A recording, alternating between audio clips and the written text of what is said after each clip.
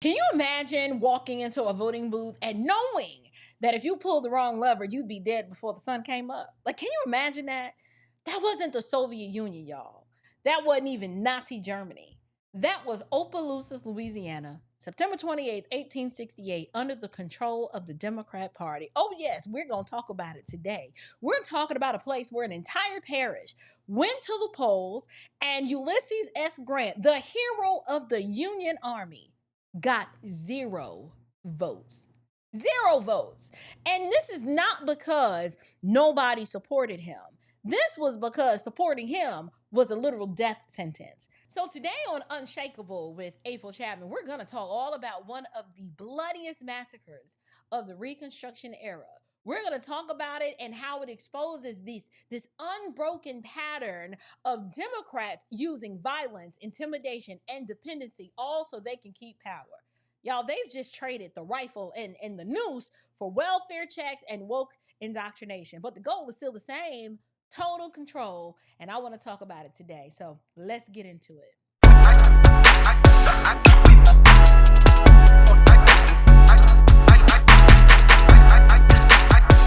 Immediately after the Civil War in 1865, Reconstruction began. Louisiana would have the first black mayor and governor and lieutenant governor in the country. But Reconstruction was also the beginning of a regression of freedom for blacks. Christopher Leach has the story from our sister station in New Orleans. By December 6, 1865, the 13th Amendment abolishes slavery in the United States. The bloodiest war the country had faced was over, but racial conflict was to endure as former Confederates fought to reestablish themselves and radicals from the North tried to rally the formerly enslaved for their votes. But freedom was probationary. By 1868, the tension had mounted, with political election on the horizon.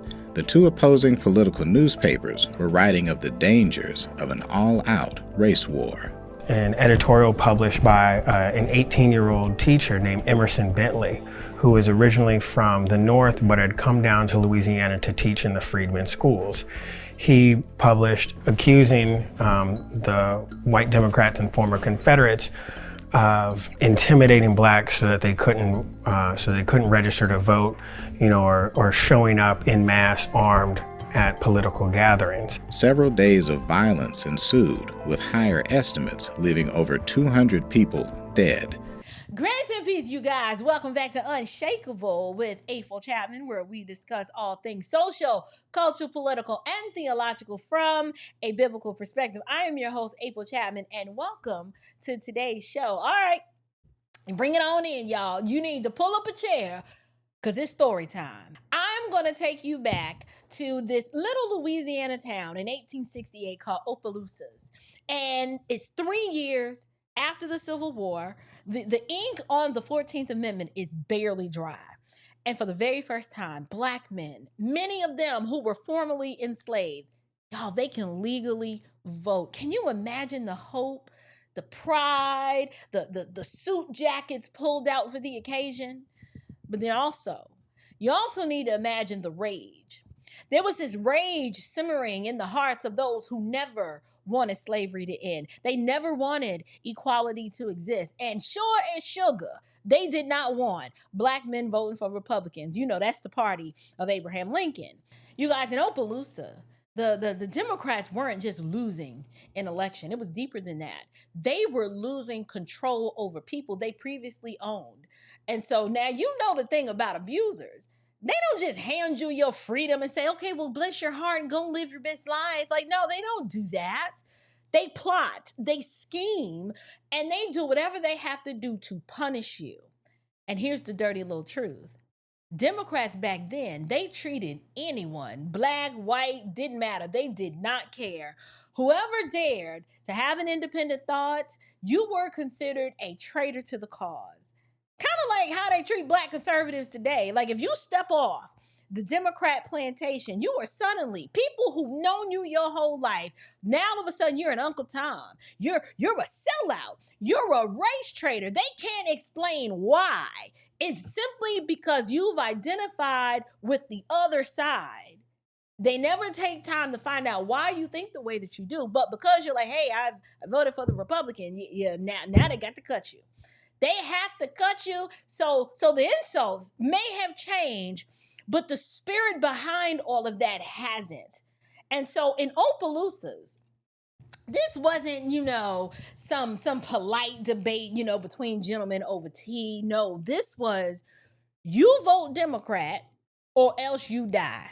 Okay, so basically, vote Republican, we gonna kill you. Okay, they didn't just whisper this in the back rooms. They were overt and open with this. They were putting it in the newspapers. They were talking about it on the street corners and in the clubs. So the Democrats in Louisiana, y'all, these people were so ruthless that they had their own paramilitary fan club. And they called this group the Knights of White Camellia. I want you to think of them as like the country club cousin of the Klan, right? Suits on Sunday, rifles on Monday. And these crazy jokers, they would march around town under banners that basically said, this is a white man's government, okay? They did not hide who they were. So when you hear people today chirping about how the party switched or how the Democrats are the champions of civil rights, yeah, lies. I want you to remember this. In Opelousas, they proved that they would rather drown their own towns in blood than to let people think for themselves, vote their conscience, or choose leaders who might actually protect their freedom. They did not care. This wasn't just political opposition. This was a murderous obsession with power. These people were crazy. And the same mindset that fueled it, it is alive and well today. All they've done is they've swapped the noose for a stimulus check and the firing squad for a social media mob. So what set off this bloodbath in Opelousas? Well, the story takes a turn. There was this 18-year-old kid named Emerson Bentley. He's young, bright-eyed, and bushy-tailed. And Emerson's a Republican. And he's also a school teacher for the Freedmen's Bureau. And he's also editor of the St. Landry Progress. It's this little newspaper that he started. And so Emerson messed up and he dared to write in his little newspaper that Democrats were intimidating Black voters. Well, why did Emerson do that? That's where Emerson messed up, because on September 28th, 3 prominent Democrat thugs who were parading around town calling themselves Seymour Knights after the Democrat presidential nominee, they walked into Emerson's classroom and beat him in front of his Black students. And once the rumors spread around town that Emerson had been killed, Black residents began arming themselves for protection, which is a normal reactionary response. But they didn't arm themselves enough, because this was all that the Democrats needed. They saw that a few Black folks were arming themselves, and they did what they always do. They spun the narrative. They're like, see, they're over there prepping for violence. And so once they saw that, they went and launched a preemptive strike. It's the same playbook that they use now. They accuse you of what they are doing or what they are about to do to you. All you got to do, think about Kamala Harris. When she's appointed as a Democratic nominee, like without a single vote from her party's voters, they tell you who your candidate is. They don't give you the option to choose or decide. They tell you who the candidate is, and if you dare oppose it, well, in 1868, they came with rifles. Today, they come with a smear campaign and lawfare. Think Mayor Eric Adams. The moment he's like, listen, the sanctuary city status, it's going to bankrupt New York. I need federal help. I need President Joe Biden to rethink this whole immigration issue and close the border, because we feel that we can't take no more. What did they do to him? They pulled out the lawfare. He said the wrong thing and he didn't stay on code. And so they came with the smear campaign and they came after him. Lawfare is what happened. And so getting back to the story, but that night, the Democrat mob, they rounded up dozens of black men. And unfortunately, they were unarmed, which is part of the problem. Catch the note, catch the message. You should have been armed. But anyway, hindsight is 2020. They rounded up dozens of black men and then threw them in jail. And they lined 27 of them up and executed them by firing squad. There was no trial, no charges, just political, cold-blooded political murder. And oh no, it didn't just stop there. For the next 2 weeks, white Democrat militias started hunting down black Republicans and any white person that was an ally. They started hunting them down like animals. People were shot in the fields, dragged from their homes, dumped in the bayous. It was a bloodbath. They smashed the Republican printing press, ransacked the Freedmen's School. They chased every Republican leader clear out of town, just ran them out of town. And the death toll, they are estimating that the death toll was between 200 and 300 black men, but the U.S. Army, when they investigated, they documented 233 deaths. 233 deaths. Now, you might be thinking, April, well, that happened. That was the old South. Things are so much different now. Are they? Listen, all you have to do is look at how Democrats today, how they fight tooth and nail against redistricting maps that might weaken their grip on power. Look how they're acting. Look at Brandon Johnson up in Chicago, ignoring his own residents and handing hundreds of millions of dollars to take care of illegal immigrants while the people who actually live there are begging for relief. I am trying to help you understand. The Democrats have always been clear. Your opinion does not matter. Your opinion only matters if it matches the agenda. But if your opinion doesn't match the agenda, it's inconsequential. They don't care.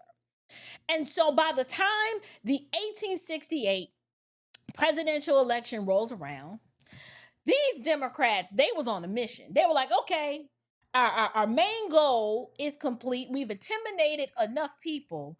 And this is how we know that the mission was complete.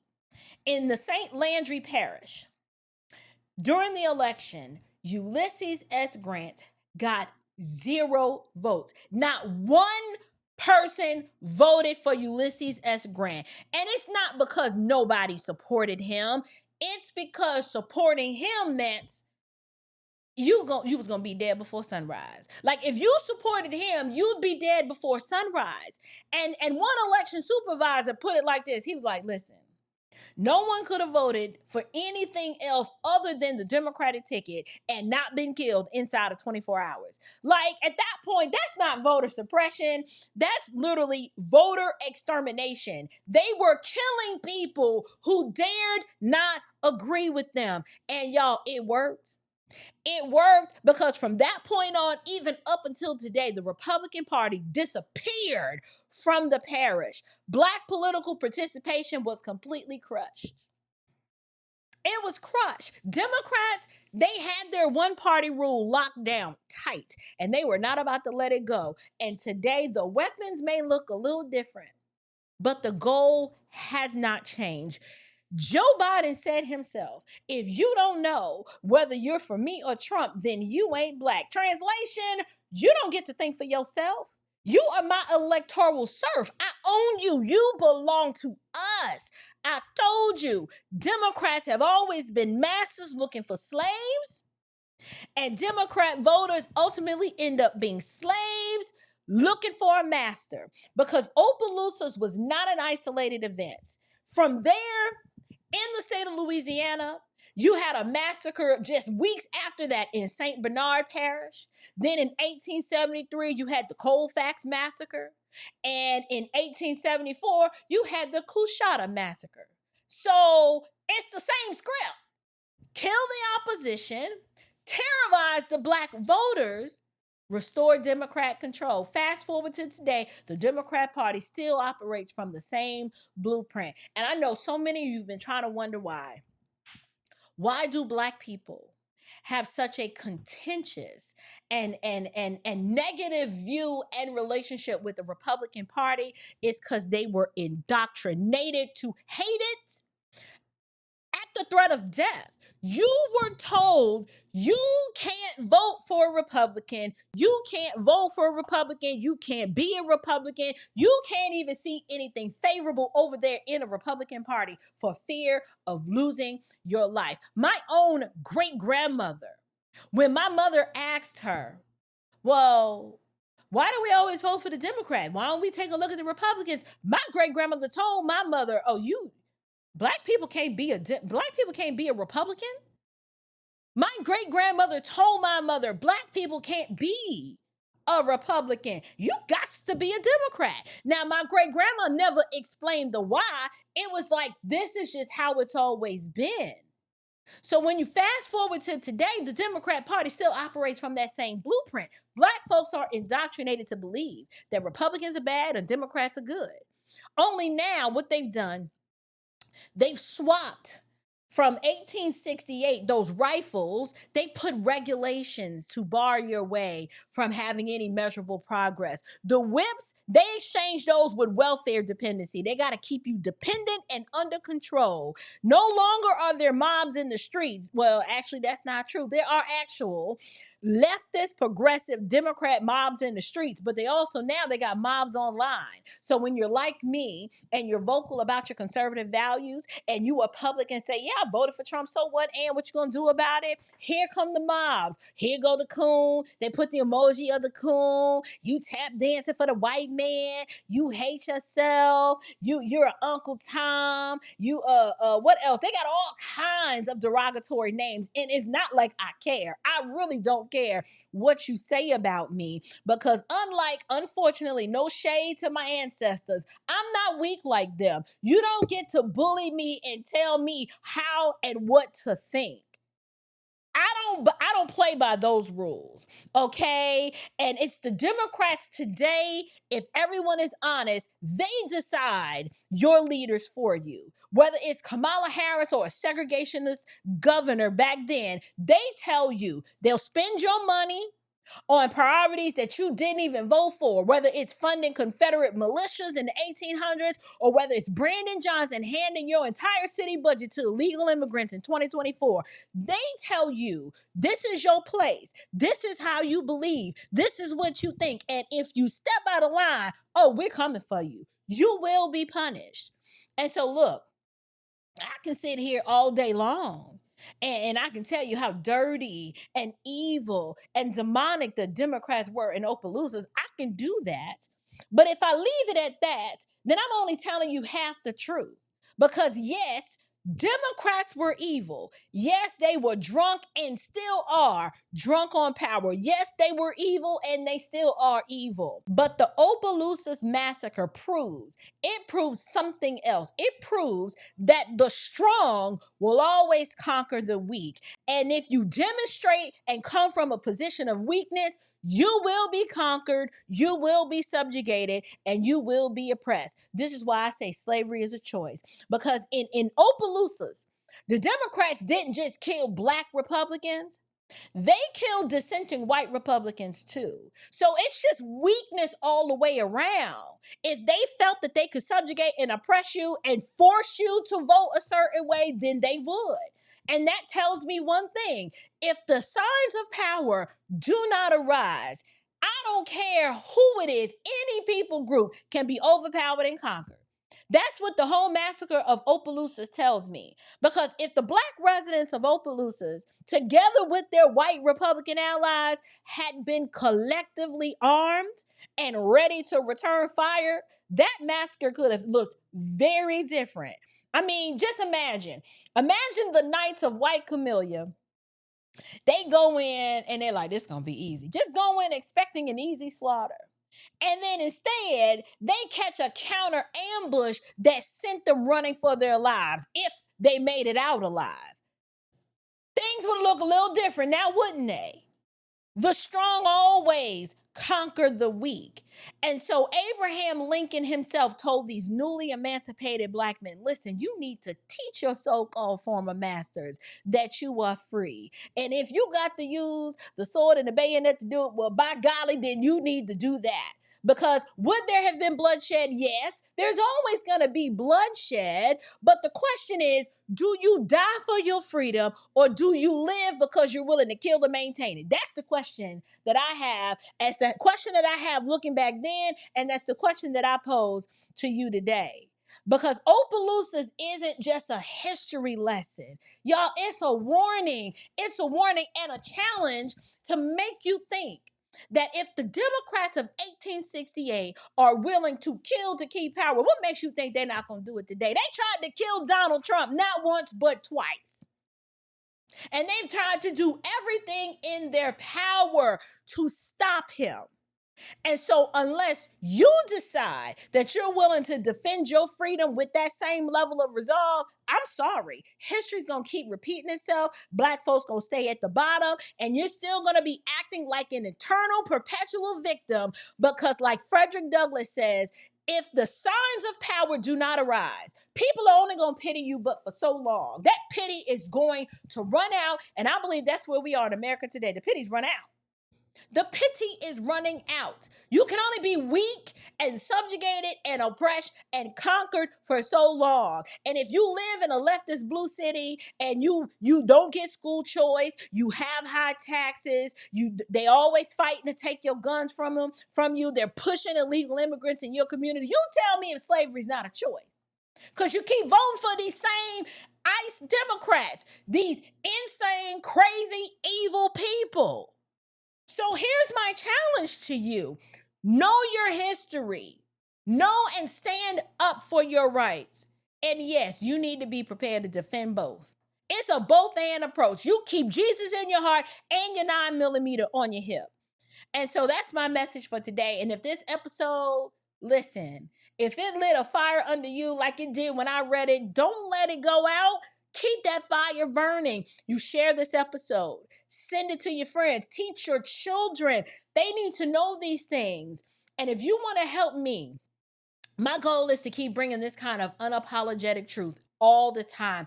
I want to encourage you to join me over on Patreon. Y'all, it's only $10. $10 a month to become part of the Unshakable community. Doing that and supporting me over there helps me to stay independent, so I'm not chained to the YouTube algorithm, and it allows me to keep saying what the mainstream media doesn't want you to hear. So you can sign up for my Patreon using the link in the description below and stand with me in this fight for truth and freedom. But I am curious to know, what do you guys think? Do you think things would have been vastly different if the blacks in Louisiana had fought back and slaughtered all them crazy crackers? Or do you think that, well, they did all that they could and they did the right thing, allowing themselves to be subjugated? It really wasn't too much they could do. If that's what you believe, hey, you can leave that down in the comments below too. So stand firm, stay biblical, and above all else, stay unshakable. Grace and peace.